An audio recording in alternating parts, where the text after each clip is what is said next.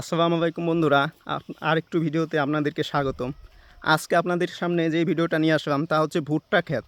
ভুট্টা ক্ষেতের ভুট্টাগুলো আপনাদেরকে আজকে দেখাবো। আমাদের দেখুন সুন্দর সুন্দর ভুট্টা গাছ হয়েছে। অতটাও যদি ভালো হয়নি, তারপরেও খুব একটা খারাপও হয়নি।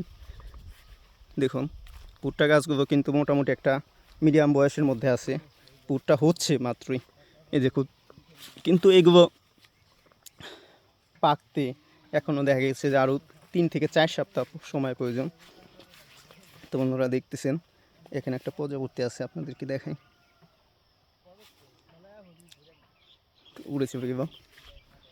তো বন্ধুরা দেখুন এই ভুট্টা ক্ষেত আমাদের এই গ্রামে, কিন্তু ভুট্টা ক্ষেত বলতে গেলে নাই বা ছিল না। কিন্তু গত বছরে মোটামুটি 4 পাখি ভুট্টা ক্ষেত করেছিলাম। এই ভুট্টা ক্ষেত করার পরে আমার দেখা দেখি কিন্তু এলাকায় অনেকেই কিন্তু ভুট্টা ক্ষেত করতেছেন। দেখাচ্ছি ওই দূরে, ওইখানে দেখতে পাচ্ছেন কিনা জানি না, ভুট্টা ক্ষেত। তো ওই সাইডেও ভুট্টা ক্ষেত আছে। এই ক্ষেতটা পরে নিচে ভুট্টা ক্ষেত, তার সাইডেও ভুট্টা ক্ষেত।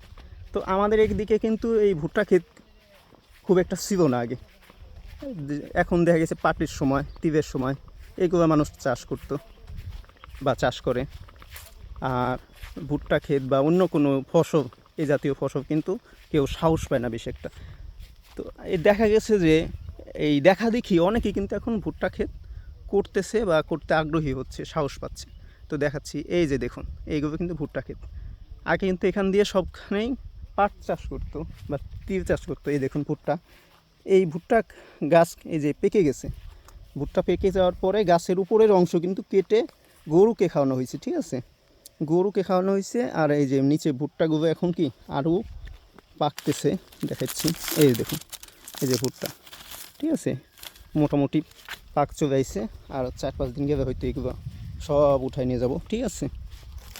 এই যে দেখুন এই ভুট্টা, ঠিক আছে, পাক ধরে গেছে, ঠিক আছে।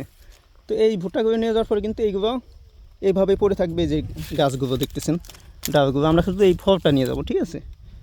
এরপরে দেখা গেছে যে এইগুলো কেটে আবার জাল দেওয়া যাবে, ঠিক আছে, জ্বালানির কাজে ব্যবহার করা যাবে।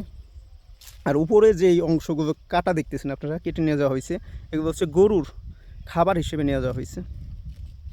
তো বন্ধুরা, আপনাদের দোয়া এবং ভালোবাসায় ভিডিও বানাতে মন চায়। তো আপনারা আমাদেরকে সাপোর্ট করবেন এবং আরও বেশি আমাদের পাশে থাকবেন, যেন আমরা আরও নতুন নতুন ভিডিও আপনাদের সামনে নিয়ে আসতে পারি। তো এই প্রত্যাশায় বিদায় নিচ্ছি। আল্লাহ হাফিজ।